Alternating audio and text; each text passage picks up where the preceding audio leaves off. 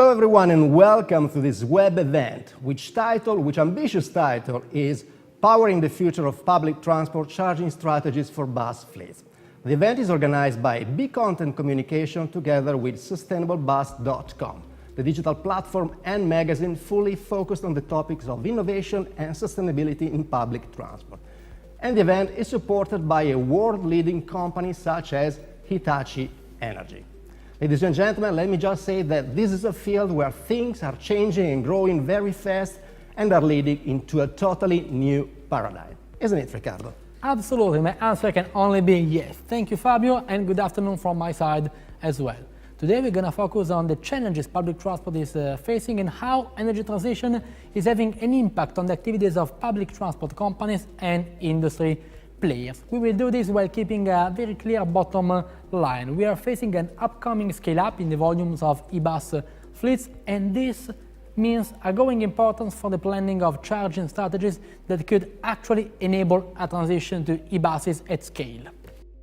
All right, indeed, Riccardo, we're going to focus on these subjects, counting on the contribution of our guests. Actually, today we're going to have guests from almost all over the world. Some of them are here with us in the studio, and some others are in connection from remote. And let me introduce our today's guests. In the opening, we're going to have Mr. Umberto Guida, Senior Director Knowledge and Innovation at UITP, and Mr. André Bourdet, Hitachi Energy, Head of E-Mobility and Strategy. Taking part in the roundtable, we're going to have Mr. Bruce Warner, Hitachi Energy Transportation Segment Manager, and Mr. Wolfgang Reitmeier, VDV, Head of Depots, Workshop and Electric Mobility. And then Mr. Alexander McCrow, Hitachi Energy Sales Specialist E-Mobility. And then Mr. Damien Garrig, Bus Project Manager at Nantes Metropole. And Mr. Stephen Hammer, Project Director, Brisbane Metro, Brisbane City Council. And we are also very honored to host contribution from Mr. Peter Bevels. He's the CEO and founder of Ibusco, and Mr. Felipe Padilla Gomez, CTO and digital solution expert, Hitachi GSIB. So, ladies and gentlemen, a great lineup for the event of today. And now, Riccardo, I really think it's time to start. It is indeed. Let's go straight to the opening.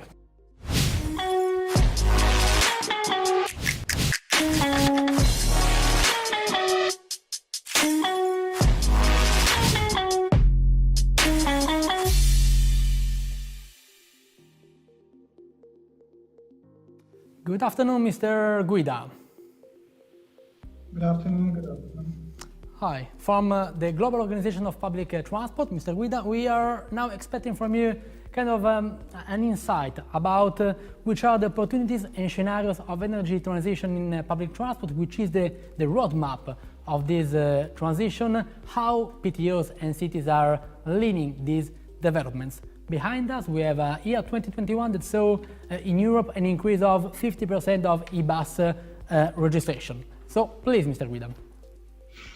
Thank you, and good afternoon, and thanks again for the invitation to open this webinar.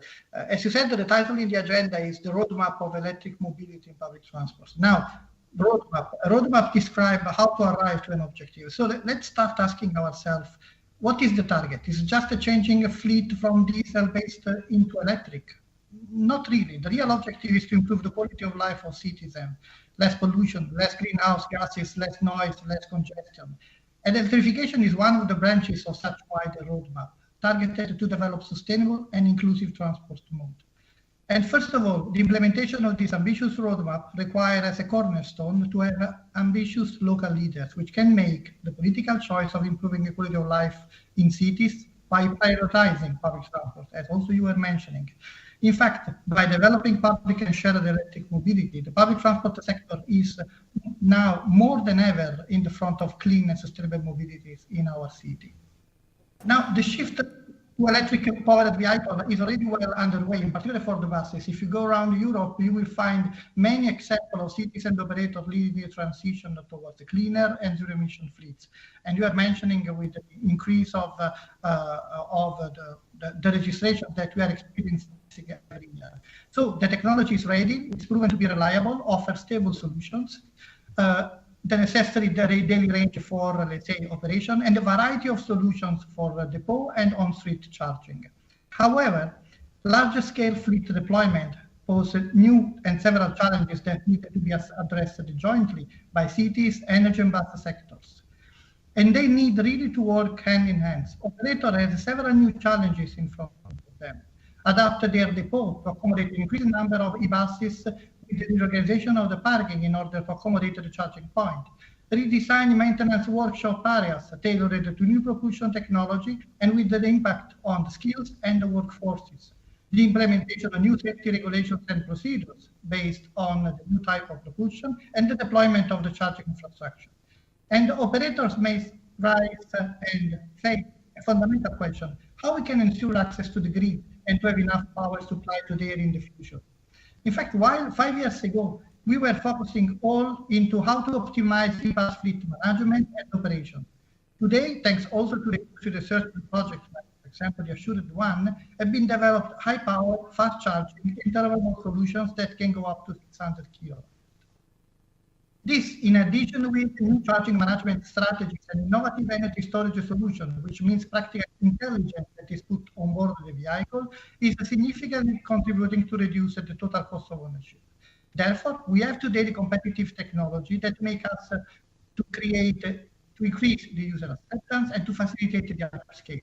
But the key questions still remain. What happens when all urban fleet will reach full electrification? We refer here to all bus services, from normal lines to bus rapid transit to BRT, but also freight fleet, shuttle cars, and fleet of utility vehicles. How we can ensure a fair access to the grid and the power for all? And the solution cannot come only from the public transport sector, of course. We need the contribution of all one. Cities need to create the favorable conditions for the operators to be able to upscale and adapt, for example, the bus depot, providing access to the grid with the required capacity.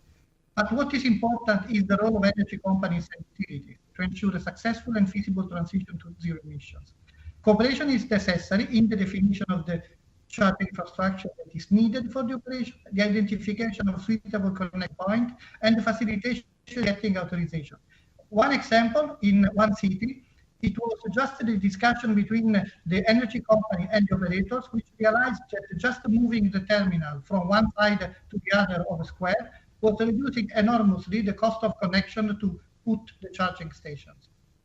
And for the energy sector, this is also a new opportunity to enter in a new business partner and facilitator of charging infrastructure and maintenance operator. But energy issues are not only up to energy companies, and especially we are seeing this these days.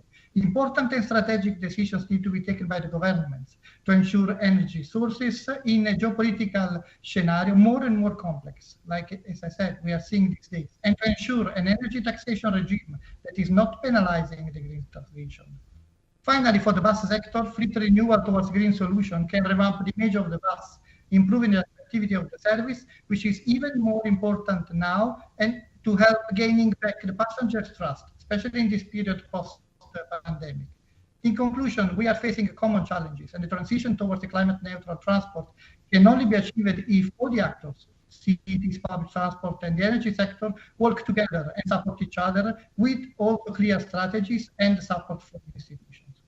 In the ITP, we work with our members to support such transition, fostering knowledge creation and sharing for the entire sector and for the benefit of all. And the Assured project, for example, is one of these activities, and it shows how research, collaboration, and knowledge exchange produce a tangible progress to our results.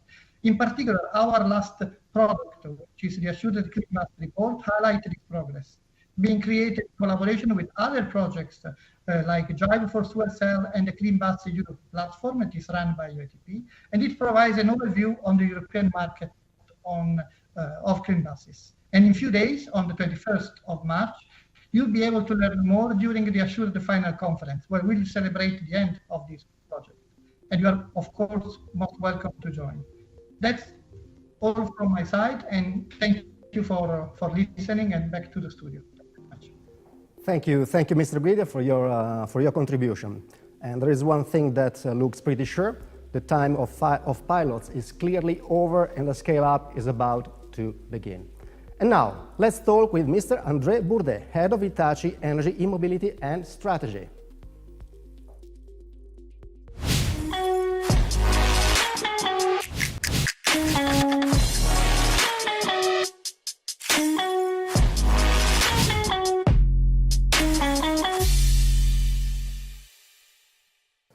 Hello, Mr. Boudet, and welcome.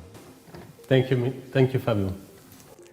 So, Mr. Boudet, we can say that Hitachi Energy brand is kind of a new entity in the public transport sector.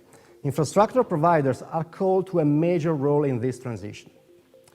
The key to electrification of mobility in all the sectors, including public transport, certainly involves the technology of vehicles, but relies on charging infrastructures even on a higher level. What do you think about it?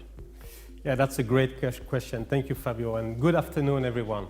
So thank you for attending this webinar. I am very glad to be with you this afternoon with Sustainable Bus to talk more about powering the future of public transport with a focus on charging strategies for bus fleets. So in my opinion, we are living an historical moment of the mobility and the energy sector. They are converging together towards a shared goal. So this is about making our society more sustainable with the use of renewable energy to enable clean and smart mobility. So vectors of mobility are multiple, and certainly a cleaner public transportation system has a major role to play to ensure a better quality of life in our cities and urban areas. So clean public transportation is going to be powered largely by electric buses, and a substantial amount of clean electricity will be required to power the electric buses. So buses are a backbone of public transportation system in nearly all cities of the world. They are simply a main constituent of what makes a city. So could you imagine a world without buses? So buses move people across cities and therefore enable economic and social life of cities at their core. Buses enable moving efficiently many people. If we would have only cars to move people, we would simply have our streets and roads completely blocked, and life in cities would become impossible. So buses have a strategic role to play in our economic growth and also enjoyment of life. So then, how can we make sure that we build our future with buses with a minimal impact to our environment?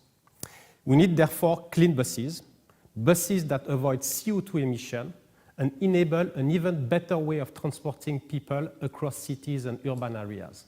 So to meet CO2 reduction target in public transport, a quite fair amount of legislation are now being put in place in various regions of the world. So the goal is to switch from fossil fuel-based buses to electric buses. Incentives are multiple, whether in terms of governmental grants, like for instance in the US, but also mandatory targets of amount of clean buses for countries and municipalities like in Europe. So until recently, though, electric buses have remained a small niche in terms of yearly sales. China certainly has paved the way until recently, but now we see other regions that are about to catch up, like in Europe and also in North America. So just think about that. 16% of the world bus fleet is electric today, which is around 600,000 electric buses, and 98% of them are operating in China. But from now to 2025, we expect a tripling of yearly sales of electric buses outside of China, mostly in Europe and North America, as well as part of Asia and Latin America. So by 2040, we will go up to 80% of the world bus fleet will be electric. So what does it mean, really? It means that for the cities, over the next 10 years, they will have to switch completely their public transportation system from fossil fuel to electric. Major endeavor, major transition. And this has major consequences before just the procurement of electric buses. This is much more than switching the type of buses that comes with it. So for instance, a massive amount of electricity will ultimately be needed to power electric buses. Today, we can estimate that perhaps few terawatt-hours of electricity is required. By 2030, 500 to 1,000 terawatt-hours of electricity will be required to power all electric vehicles, and public transportation buses will represent roughly 10% of this consumption. This amount of electricity, it is like a consumption like a country like France, or actually twice of it. So there is a nexus between the energy and the mobility sector that will become extremely strong. And the main challenges and opportunities that come with it are, for example, one, have the right charging infrastructure to charge all buses while ensuring the planned schedule and transporting passengers safely on time.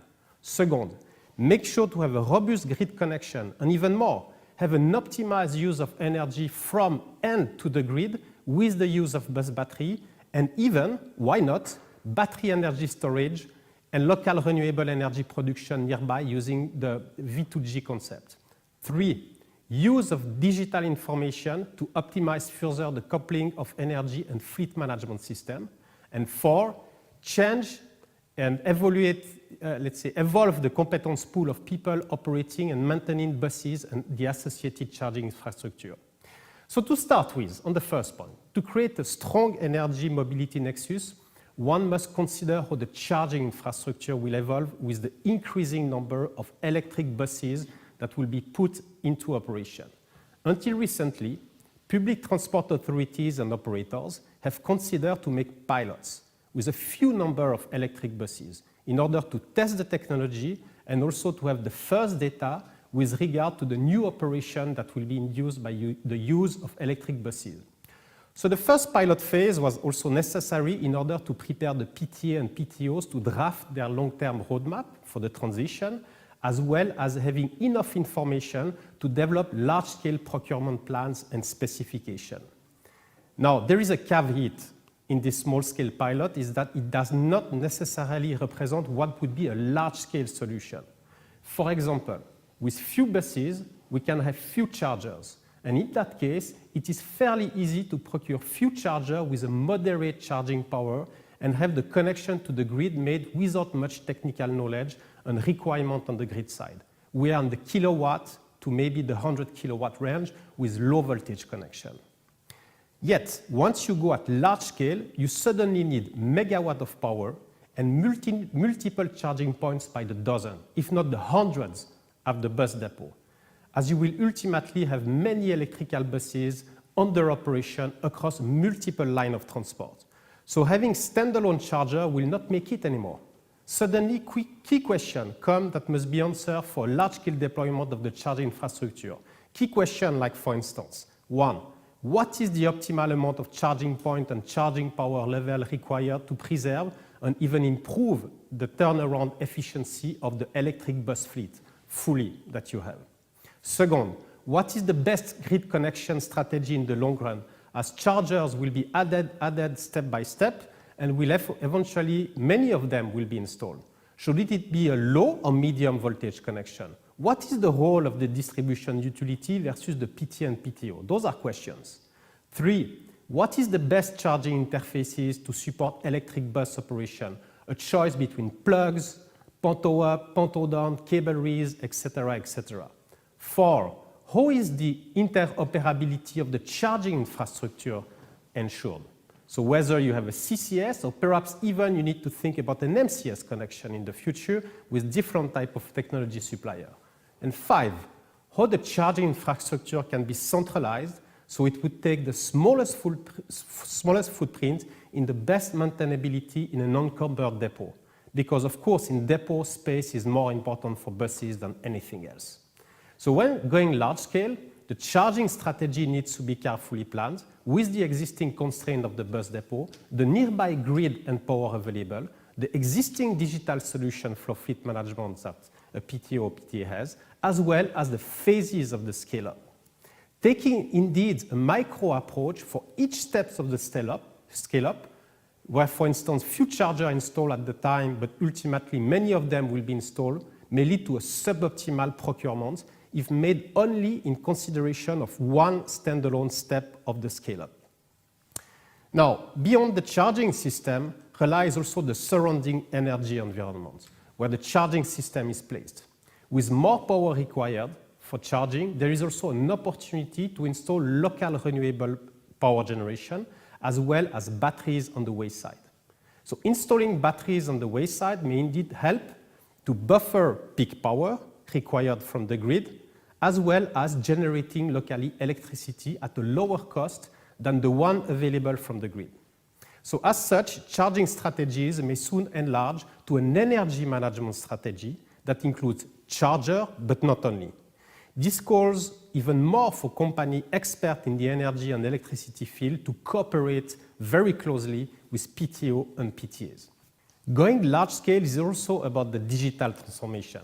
Bus operator uses fleet management system today, and with charging infrastructure and battery-based vehicle, the existing digital infrastructure will need to be adapted. Batteries and charging infrastructure offer indeed new boundaries for operation. New challenges are, for instance, how to maximize the battery lifetime along bus operation and charging approaches, knowing that the battery lifetime has a major impact to the total cost of ownership of electric buses. So another challenge relies on coupling the scheduling of the charging, which can take more time than refueling, with the timetable that buses must fulfill in the transportation network. As such, a large number of new data will enter the digital system, and solutions that can smartly combine remote monitoring, smart charging, fleet, and energy management will become essential for the success of the scale-up. So now, looking back at these few elements, going into large-scale charging infrastructure for electric buses, operation all across the public transportation network is really another game than piloting few chargers. Ultimately, this will largely also impact the competence pool required for public transport authorities and operators. Competence pool will have to evolve with improved knowledge on power electronics and digital infrastructure, and also with new channels of partnership for PTO and PTAs, whether with OEMs, technology suppliers, utilities, and also service providers. It is, however, a great opportunity to refresh our own people skill, as well to attract young talents and offer opportunities for the next generation to advance a sustainable future for all. So with that, I would like to thank you for your attention. I wish you an excellent webinar with our great participants coming from all horizons. And thank you, and I hope to interact with you anytime soon. Thank you. All right, thank you, Mr. Bourdet, for the clear message. And let me say that indeed the link between energy grid and mobility application becomes now paramount and calls PTOs, authorities, players in the public transport world to develop new competencies and for sure some new skills.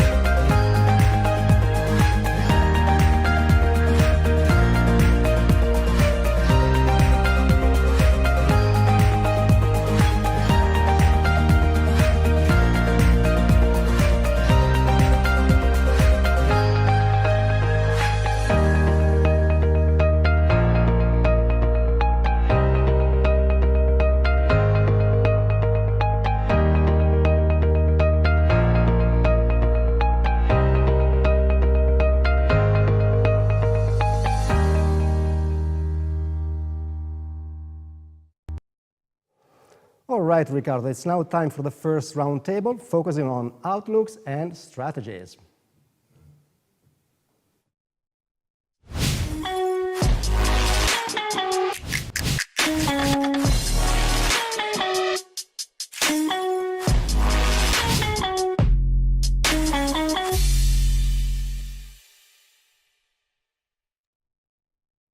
And then let's go straight to this first session of Roundtable. The video you've just been seeing is kind of a glimpse of the projects of the people we will be talking of and about today. So I would start this roundtable from Bruce Warner, which is Hitachi Energy Transportation Segment Manager. I would be asking you, which are the most relevant aspects authorities and operators, in your opinion, should put more attention on in order to achieve the scale up? And maybe which are also those less acknowledged so far? Please.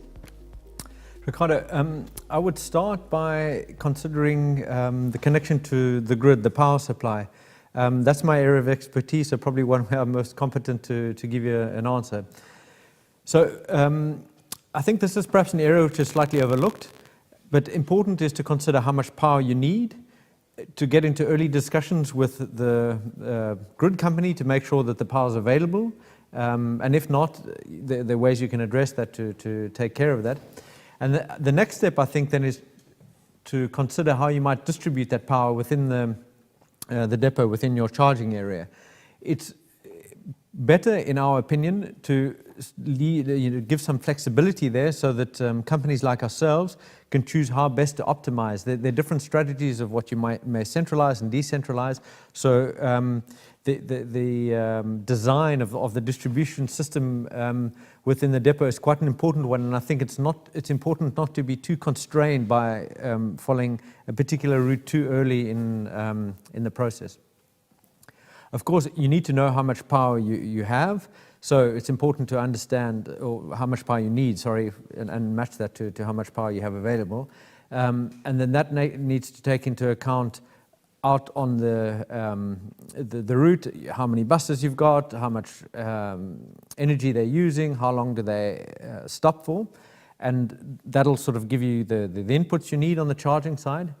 And then when you look at the charging, if you have 10 or 100 buses doesn't necessarily mean that you have to have the same number of chargers. So you can easily share some of that infrastructure. And there are intelligent ways of doing that if you couple that with planning tools. So there's software that can help you optimize that. So that software element is an important part now of this transition and the new investment. People are very used to just procuring buses, but the software that goes with it, and the fact that you've got a lot of electrical and electronic equipment that easily lends itself to sort of, let's say, remote interrogation, remote monitoring, can help you develop a much more reliable grid and depot. So I'd say those are the key aspects that you need to think about in terms of the infrastructure. So does your power match what's available from the grid? How much are you consuming? How can you optimize that? And then how can you manage that digitally? And then I think the procurement of the buses themselves, that's quite well known, and you know that's been done for decades really. Perhaps the elements that make that a little bit different now is having the batteries. So how long do they last? How much do they weigh? How are they going to degrade over life? Just to give you a taste of things that need to be considered on the bus side. So I think coupled all together, there's some which is known and many new aspects, and those need to be taken into account in the early planning stages. Okay. Thank you, Mr. Warner. Yeah, on the topic of the importance, the key element of software on data on e-mobility, we will be back on this also later. We are very glad to have here with us today the VDV, which means the Public Transport Companies Association from one of the largest European public transport markets. So good afternoon, Mr. Reitmeier. Hello from my side. Hello. Good afternoon, and yeah, I mean, talking with you, Mr. Reitmeier, is kind of like talking with around 600 PTOs from Germany. So your opinion is quite core to us today. German federal government last year issued a funding for 1.25 billion euros that takes together e-buses and also infrastructures. And your organization, the VDV, forecast an amount of over 1,000 e-buses to be put in operation yearly in Germany in the years to come. It means quite doubling the figures of last year. So I will be asking you, where are we standing regarding energy transition in Germany, and which are your outlooks, please? Thank you very much for this question. At the end of last year, a high-end founding project was launched in Germany by the Federal Ministry of Transport and Digital Infrastructure. The total funding amounts to 1.25 billion euros. Vehicles will be subsidized up to 80% of the additional costs, and infrastructure up to 40% of the cost. In addition, studies could also be found. At the time of the founding call, the number of electric buses in Germany was about 1,000, and about 50 e-buses with hydrogen fuel cells were still in use. Within the framework of the founding project, funding was requested for about 4,200 electric buses and about 800 buses with hydrogen fuel cell. The electric buses must be procured by the year 2025 and the hydrogen buses by the year 2026, which corresponds to about 1,000 buses with alternative drive systems per year. Funding for the corresponding infrastructure has been requested. The number of buses with alternative drive systems applied for its corresponds to around 10% of the stock of the city buses in Germany. The request for funding needs the funding available. A selection of the project must therefore be made. The supply of e-buses with battery is generally good, while the supply of e-buses with hydrogen fuel cell is not yet satisfactory. It is easy to see that the realization of the funding project is a very demanding challenge for all involved, both for the operators and for the manufacturers of vehicle, infrastructure and other systems too. The requirements of the energy transition are particularly challenging. In Germany, the goal is to completely abandon the use of fossil fuels and nuclear power in the near future. Only renewable energies are to be used. Currently, the share of renewable energy in Germany is about 10% of the total energy demand of the country. We are therefore faced with a gigantic challenge to implement the energy turnaround in combination with the transport turnaround. One must always be remembered, the most sustainable and the most environmental friendly energy is the energy which is not consumed and not be needed. Thank you. Thank you, Mr. Rettmeier, for the picture. I mean, I got that 4,200 e-buses, 800 e-bus fuel cell buses have been asked for grants. So yeah, it is kind of 5,000 zero-emission vehicles, a good starting point, I guess, for the energy transition. Of course, there is the issue of source of energy to be taken into account. We'll be back to you later on. Let's now move on the southern hemisphere, actually, in Australia, in Brisbane City, where the City Council launched a very ambitious plan that is set to really transform the public transport system of the city. We have the pleasure of having here Mr. Stephen Hammer from Brisbane City Council. So I would be asking you, Mr. Hammer, first of all, good afternoon. Great to be here today from Brisbane, Australia. Okay, so what is Brisbane Metro Project, if you may give us some specification, and why did you choose to opt for this kind of mode of public transport to be introduced in your city? Please. The Brisbane Metro Project's quite an exciting, innovative project that we're delivering in Brisbane, Australia.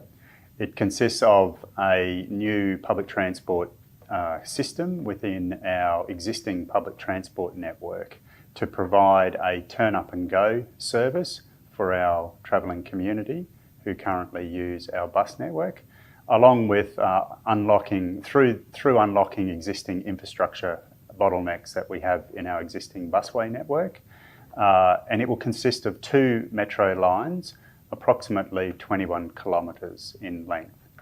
The reason why we've delivered the Brisbane Metro project is to meet our ongoing population growth that we're experiencing in southeast Queensland and in Brisbane in particular.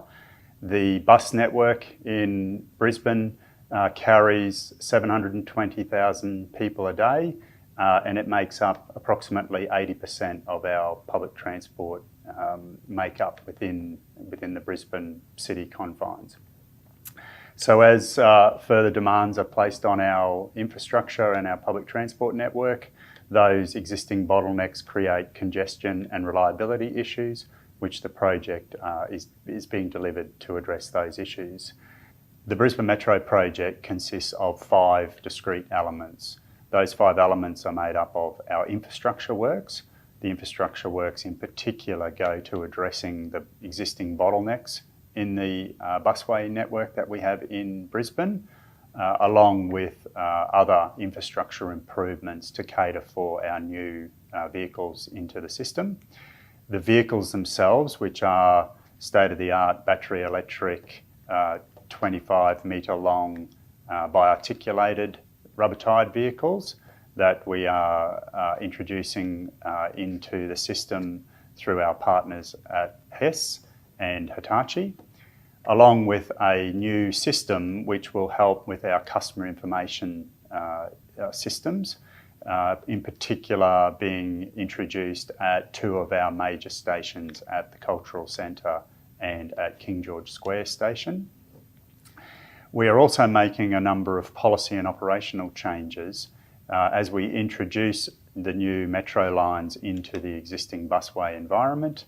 We are working with our operators and also with the state government operations to change our existing policy and operational arrangements to improve efficiency on the network.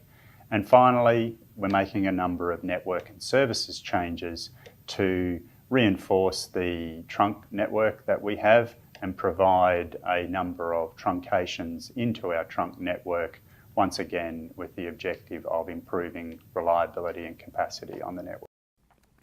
Thank you, Mr. Amera. You mentioned that buses makes up 80% of the public transportation in Brisbane. This, I guess, can go along very good with the saying at the beginning of Mr. Baudet about how to imagine a city without buses in Brisbane. I guess it would be quite impossible. So, Mr. McCall, a slogan we are always hearing regarding energy transition is no one-size-fits-all solution. There's no one-size-fits-all solution to energy transition. So first, e-bus deployments in Europe, we all know, were often based on pantograph-based solution. Then battery technology improved and plug-in depot-based charging systems gained ground. However, pantograph-based solutions have never disappeared. Today, we will see a couple of these examples. On the contrary, they are considered promising not only for BRT applications, but also because they allow automated procedures and they are space savings in depots. So I would be asking you, where do you see the demand going? Well, thanks, Riccardo. I think that it's interesting that you point out that we started with pantograph charging technology, and I think that's especially true here at Hitachi Energy, where one of our first developments was the grid-in-motion flash solution that we'll see now in operation in Brisbane, and it relies, of course, primarily on pantographs. And one good reason for that is that pantographs basically enable the vehicle to connect at very, very high power and do quick charging. And when it comes to bus rapid transit systems or systems that are time sensitive, then time is of the essence, and charging more and charging quickly is absolutely the goal. And that's what our ETS pantograph enables. It enables a vehicle to connect automatically and the driver to focus on passenger safety and the time schedule, not on charging the vehicle. So I think the pantograph in that sense has an absolute correct application in a BRT system, but it's not something that you need to use everywhere. For example, in a bus depot or on lines without such high frequency, one can see that charging in the depot is perhaps more convenient to do by cable, to simply let a driver connect a bus. But here also, I'd argue that the pantograph may play a role. You have low charging applications with pantographs that enable buses to basically be autonomously parked in a bus depot and then to charge at a low power in an automated way. And I think that that saves operators space in a depot and also simplifies operations for them. So you get to get vehicles parked more closely together, and you don't have to worry about cables, hanging down in between them and blocking perhaps driver exits. So I think the pantograph plays a key role depending on whichever or independent of the application that you look at, but you need to make choices that are correct for you. And I think that's what's important in the end, is that operators come back and look at what's their operational reality and then decide what works for them. And I think pantographs are a way of doing that, as well as plugs are, but that's a question that each person needs to answer for themselves. We're here to help. Okay, thank you very much, Mr. McCall. Yeah, we have been talking about before from a project in Brisbane where, it involves new organization of the city mobility and looks into the future. We now move in France, in Nantes, where actually a successful project has already been implemented with 22 B-articulated e-buses on a BRT line.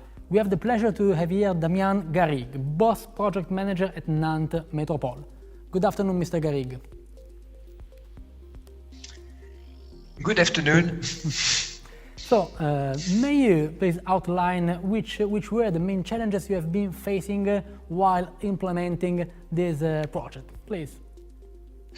So, at the beginning, the question was about the capacity of our vehicle. We have a very busy line, the line 4 of busway, which was transporting nearly 40,000 passengers per day. So we needed to enlarge the capacity, and we decided to buy 24 meters buses. For those buses, there was not so many suppliers. And as we did before, we had the choice about the energy, use CNG as we do for the rest of the fleet, or use electricity. And for this line, all the elements were very positive to use electricity.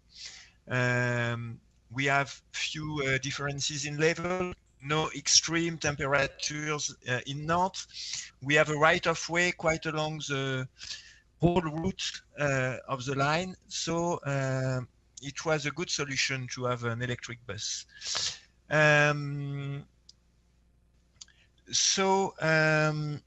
The main challenge we had to face for this line was its high frequency. We have one bus every 2 minutes 30 at peak hour. So we didn't have time for charging and to lose time for charging the vehicles. That's why we decided to propose an opportunity charging on this line.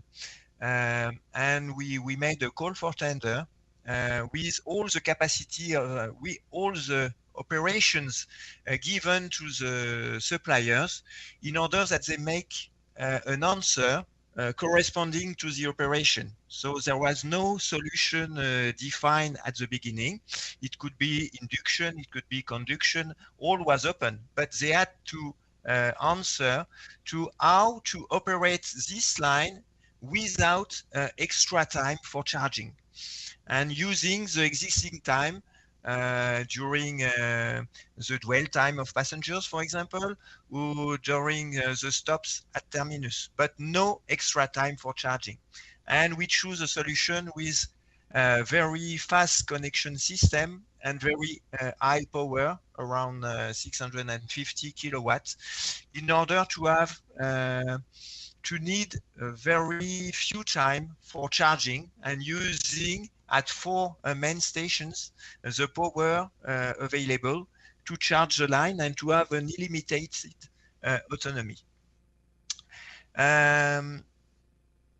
During the implementation, we had a few problems with implementation of substations, because the problem of opportunity charging is that you need to have substation and system of charge on the public space. And it's not easy to find a place where to implement a 50 square meter building in the public space to have the substation, and also the pantograph system on the public space. So that was one of our challenge to face.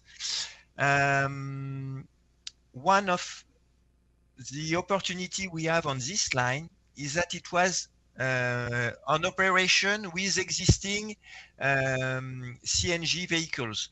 So we had the opportunity to implement one vehicle and the others to implement progressively electric vehicles on the line. And now, since 2 years, we have 22 vehicles operating this line. It's quite a success now, because we have the capacity with we can transport around 150 passengers per bus. We have the efficiency and the reliability of the system, and we faced in a few moments problems with strikes in the city where the terminus was not available for charging, and with the other charging points we had the opportunity to operate the line without any problem. And we have a success also toward passengers. We are very glad to use those big vehicles, and we transform those vehicles as art in the city. So each vehicle is different, and we call artists to paint the roof of the vehicle to have a good image of public transport in the city. We have also a good image because of the less of noise we have. And now the e-busway is a key element of the communication of the city. We have an elephant, which is famous in Nantes, but we have also our e-busway, as famous as our castle or as the Loire River. So it is quite a success now. Thank you, Mr. Garrigue. Thanks to all the panelists. We are coming back to you in a few minutes. And now I would like to introduce Mr. Felipe Padilla Gomez, CTO and Digital Solution Expert, Hitachi GSIB.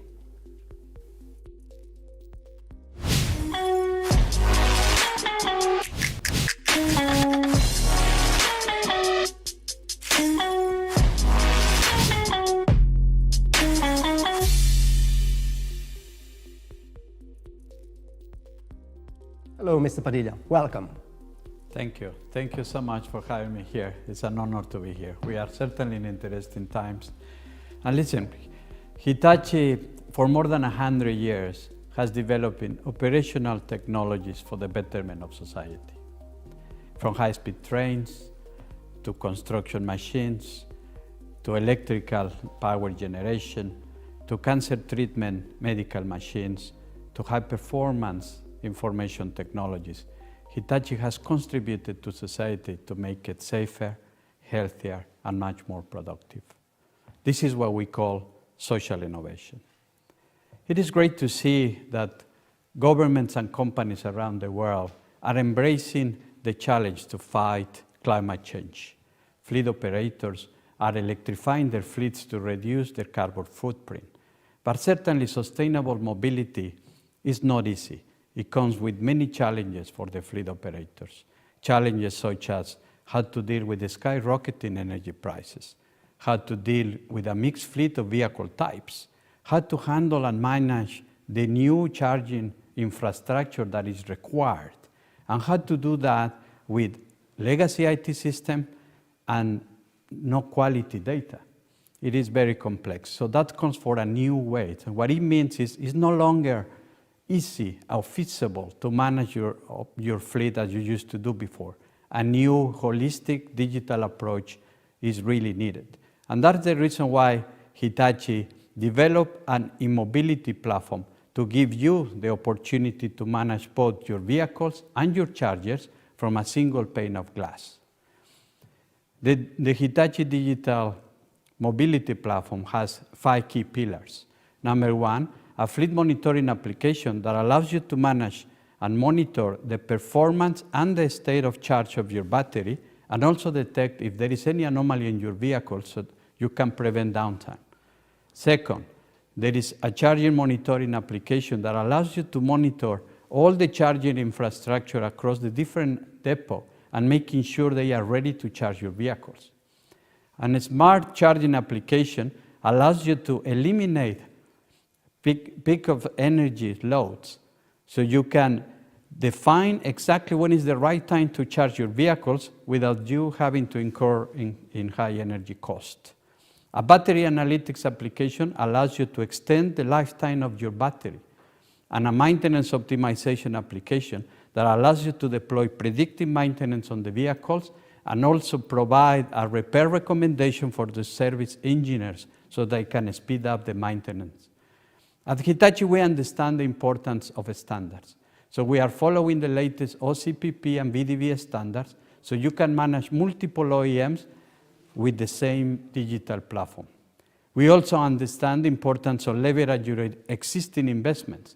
So we will help you to extract data from your existing telematics, to integrate your existing IT system so we can extract the right data, store it, clean it, format it, secure it, and analyze it to make sure you derive the right insights that you need to automate your operation. In summary, the key benefits that you will derive from this solution is reduce the drive range anxiety, extend the lifetime of your battery, streamline your maintenance operation, and reduce your energy cost. In conclusion, if you are at the stage that you want to scale your EV project, you need to approach this with a holistic digital approach and making sure you work with a trusted partner that can help you deliver this at scale. Thank you so much, and we'll follow up. Thank you, Mr. Padilla, for your interesting words. And now it's time to go back to the round table with a second round focused on the topics economics and innovation.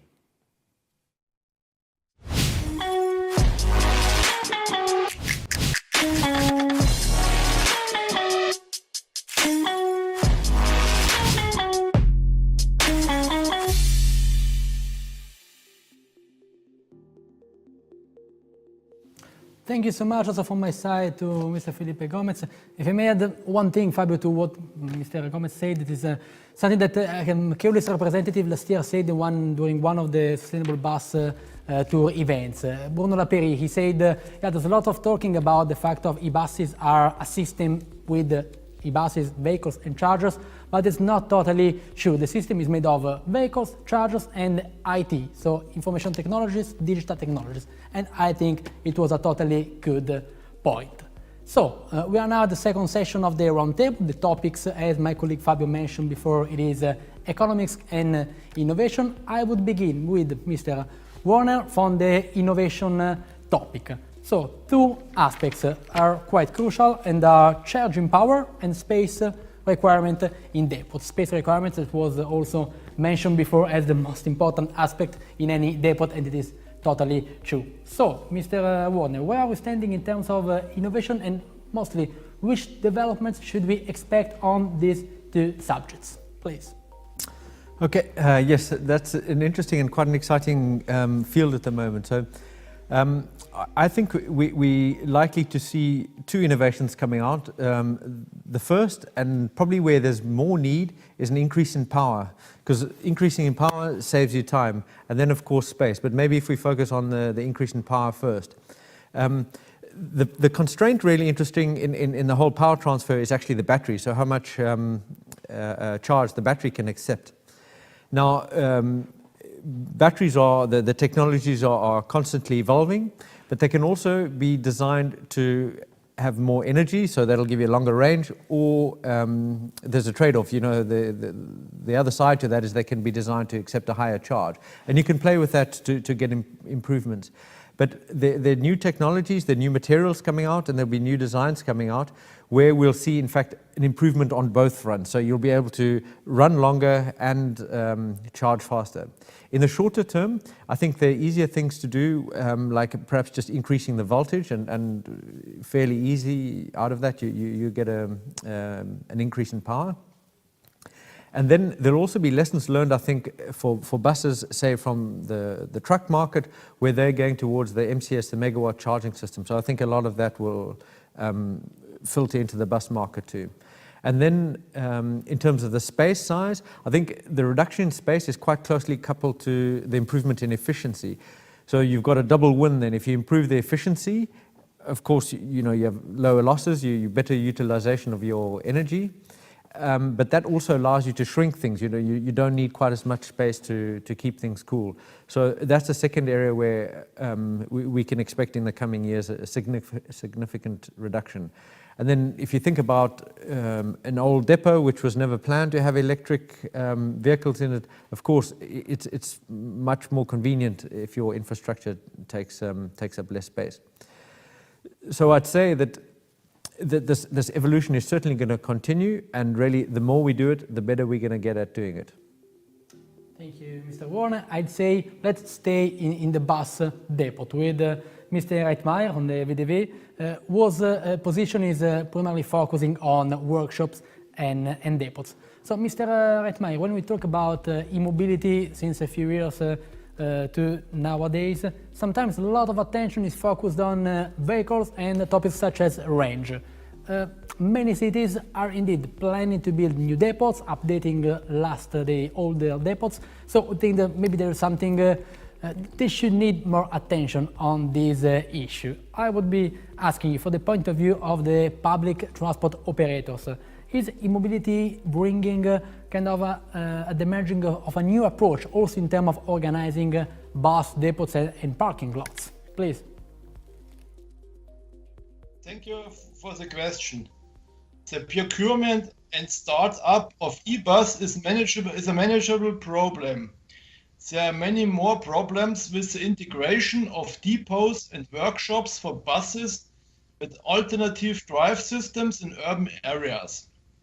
In Germany, it's hardly possible to find large areas in cities for the construction of depots and workshops. It is therefore imperative that politicians and also citizens are made aware of the need of public transport infrastructure in urban areas and that an understanding of this is created. Otherwise, the widespread introduction of public transport vehicles with alternative drive systems with the goal of achieving complete CO2 neutrality will not be possible. There is also the problem that existing depots and workshops must be modernized and adapted to the requirements of e-mobility. The modernization, especially during ongoing operations, is a major challenge for transport companies, as there will also often be mixed operation of diesel and e-buses at one locations for a certain period of time. This often leads to increased space and also personal requirements. Another challenge is to establish connectivity between vehicles, charging infrastructure, and management systems. In addition, the increase in the range of public transport service will lead to an increased demand for space for public transport in urban areas.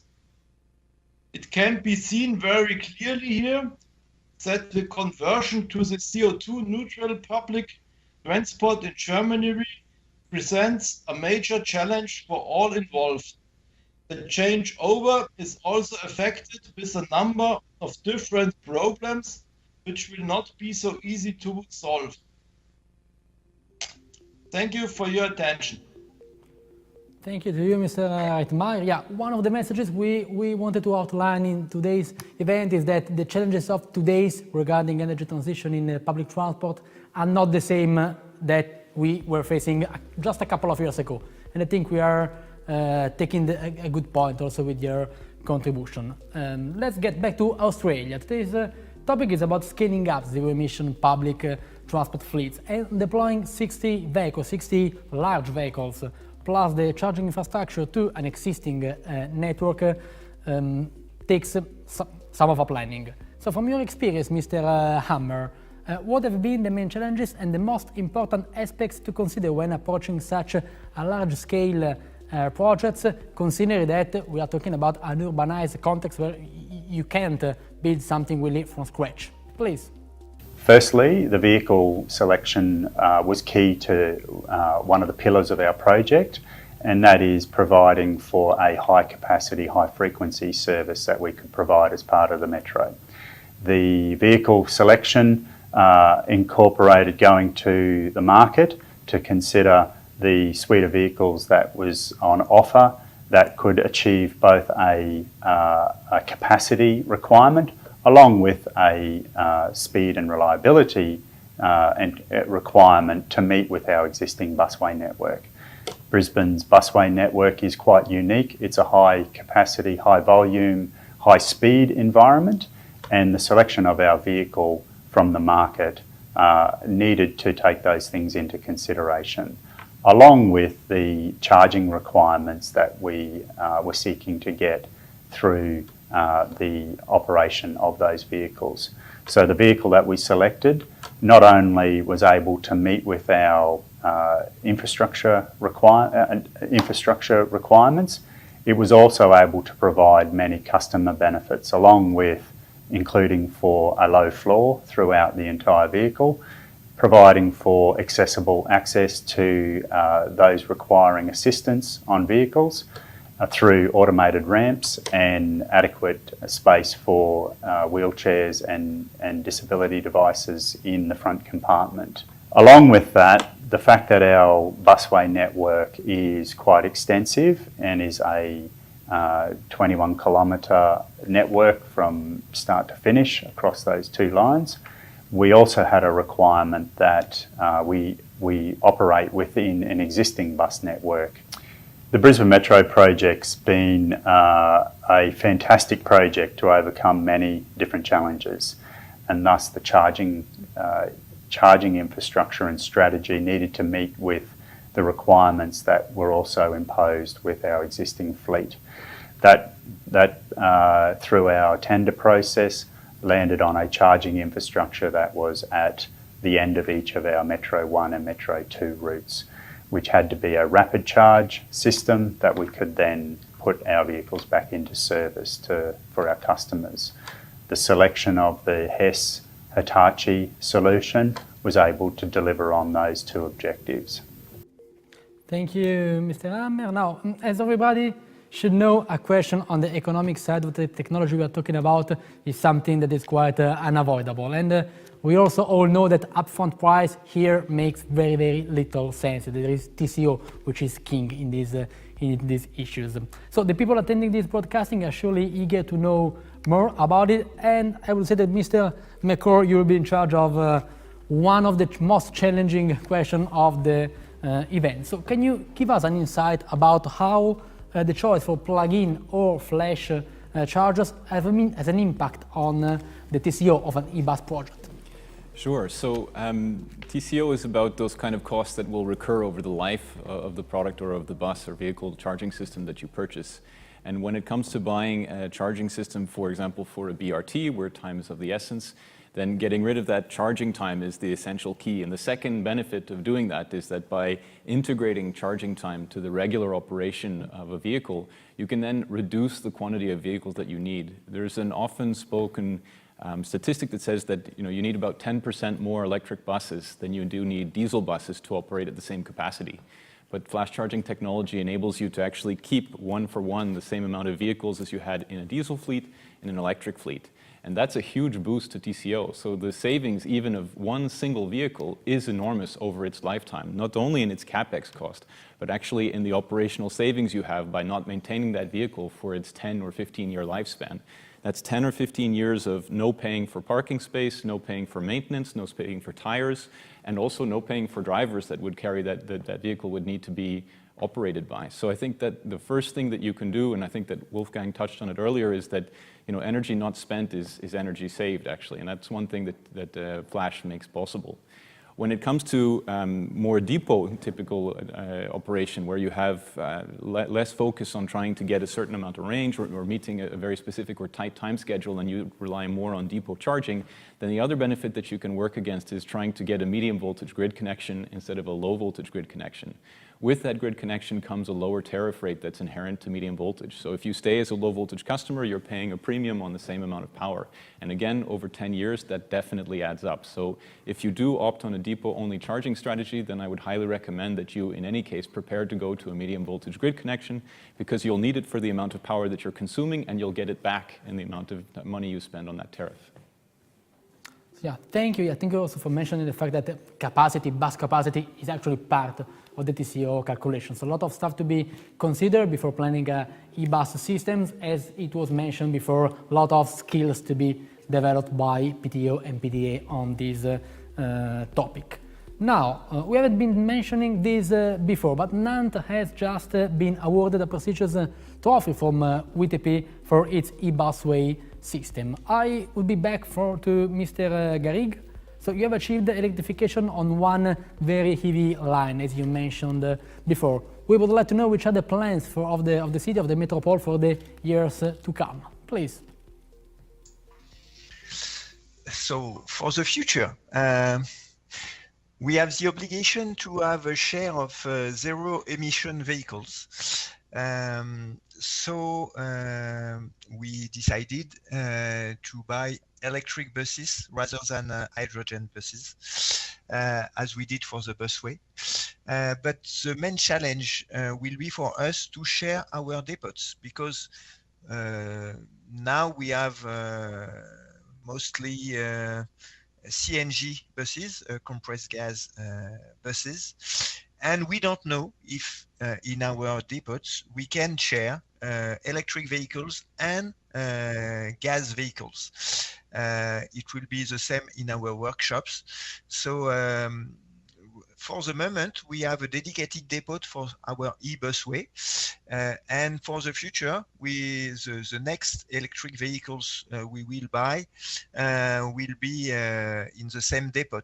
But we know with the extension of the number of electric vehicles, we'll have to share our gas depots with electric vehicles, because as it was said before, it is difficult to find space to build new depots. So we will use the existing depots and replace gas buses by electric buses in the same depots. So this is one of the challenge we have to face. For the next future, we will develop two new busway lines. One is existing with CNG buses, and we will buy new electric buses to operate this line. And the other one is in project and will be opened in 2026, and will use electric buses too. And all those vehicles will be parked in the same depot as the existing busway line. But we don't know yet if we will use opportunity charging with fast charging system as we use for the e-busway, or if we will use night charging with medium charge or medium power. But we think that high power opportunity charging is difficult to implement in public space, but easier to operate. And night charging with medium power is easier in the public space, but more difficult in the depot, where you will have many vehicles charging in the same time.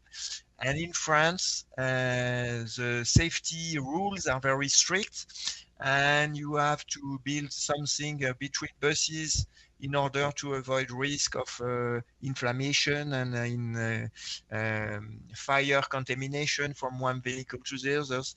So it will complexify the organization of our depots. For the moment, with the e-busway, we only have two fast chargers in the depot, and the buses are charging when they are coming back to the depot, and after they go to park without any plug in the bus park. So this is simpler to operate. But for our new lines, we will see which choice will be done. But it is a question we have to face for the moment. And the other one that it was mentioned before is the availability of the power. We were lucky with our first line because there is a high power network all along the line, so it was not difficult to have high power to have the energy to for the bus. But for our new lines, we have to check if it is possible to have this power available. And the last thing is when you use opportunity charging, you only use power for a few moments. You have high capacity, but you only use it when the bus is here for 1 or maybe 30 seconds or 1 minute. The rest of the time, this power is available and not used. And maybe for the future, we'll have to imagine new solution how to share this power it must be available when the bus is here for charging, but the rest of the time we can use it for charging maybe electric vehicles in car parks or something like this. So it is the development we will make for the future. All right, thank you, Mr. Gregg. Thanks to all the panelists that have been taking part of the panel so far. Now, next special guest that we would like to chat with is Mr. Peter Bevels. He's the CEO and founder of upscale.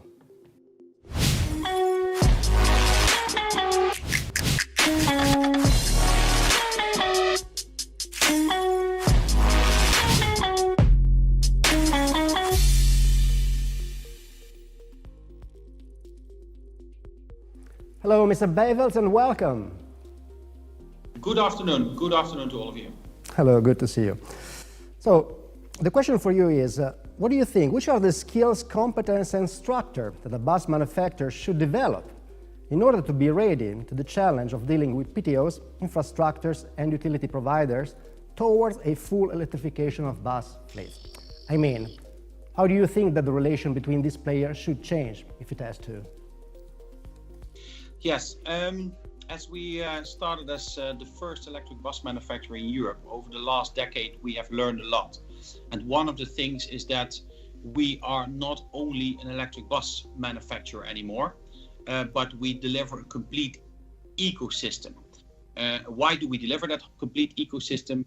Simply to make the transition as simple as possible from diesel or fossil fuel buses to electric buses. So this is not only delivering an electric bus anymore, but also delivering the complete charging infrastructure, but also energy storage, and also all the data that comes with it. Really make the whole ecosystem and the implementation from electric buses much easier. Now, how do we do that? We have a few competencies that we focus on. As I mentioned before, let's say the charges that we delivered supplied energy from the grid to the charger to the bus. But now we will have them also bi-directional, as an electric bus is also a driving energy storage. So we're also able to help the grid. As you can see, there is coming more and more renewable energy like solar power or wind power that gives big fluctuations in the net. And we, as electric buses, can help in that. But outside that, also with the data we see, in an ideal world, we don't want to recharge our electric buses in the daytime. We have spoken also a lot about TCO. The most expensive is still if we need to recharge the bus on the day, even if it's only 5 or 10 minutes. We need to have certain infrastructure on the line. A bus driver needs to stand still, and TCO-wise, this is still one of the most expensive things. So in an ideal world, we want to let the bus drive all day and charge only in the night slowly. The big other advantage of this is that if you charge a battery, let's say not with high speed, let's say 1C, let's say this is also favorable for the lifetime of the batteries. So we really, let's say everything we develop in the ecosystem that we deliver is completely based on TCO. All right, thank you, Mr. Bevels, and thanks to all our today panelists. And now, Ricardo, I think it's time to make some questions to our guests, actually questions that we have received from our audience. Indeed, yeah, we received some questions from the audience from home, and I will start with one question from Mr. Alexander McCrow, a question that links what Mr. Gary from Nantes was saying before. The question says, mostly, another mega trend concerns the electrification of delivery vans in cities. Which possible integration could we imagine in the future in terms of sharing charging hubs? Any case study projects to mention in this regard? Yeah, there's a good connection with what Mr. Garrig said before about we have this power, why can't we share it with other kind of vehicles? Please. That's a very good observation. I mean, you do pay a lot to bring that power to one place, especially when you charge at high power, and it seems strange to only make use of it exactly when the vehicles is there. What happens the rest of the time when they're not there? You could, of course, try to set up a charging hub where you would have a nearby charge park that can also take benefit from that connection and then share out the different energy costs between the players involved. And of course, because there are sort of standardized charging protocols and because there are smart energy management systems, there is a way to get around sharing that power in a, let's say, collaborative fashion, such that two different types of user sets can use the same infrastructure. It doesn't mean that the infrastructure needs to be directly co-located. You wouldn't have a car, for example, or a last mile delivery van drive up along where you would have normally a bus stopping, but actually perhaps in the same space you're able to share that out. What it requires, though, is that more stakeholders collaborate together. And I think the biggest challenge to making those kind of hubs work is actually setting up that structure in advance. I don't think the technical challenge is enormous. There are standards and there are protocols that can be shared between those electric vehicles. That's the great news. But I think the challenge is always making the people come together. So that's where I see that challenge really lie. All right, thank you. Next question goes to Mr. Umberto Guida, UITP. And the question says, founding are finally considering infrastructures. Apart from grants from governments, regions, or cities, is there any other financial tool that you think could be helpful to achieve the scale up? For instance, project financing. Thanks for the question, which, well, I have to say that there is no limit to creativity if you look around.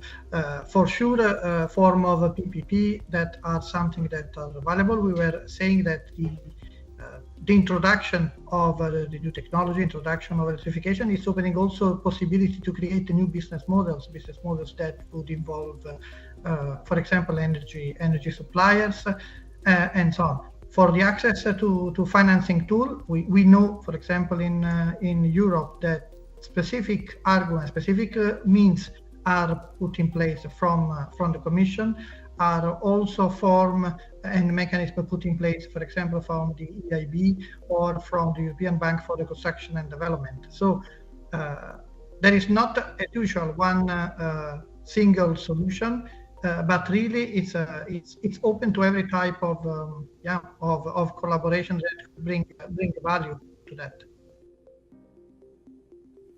Okay, thank you so much, Mr.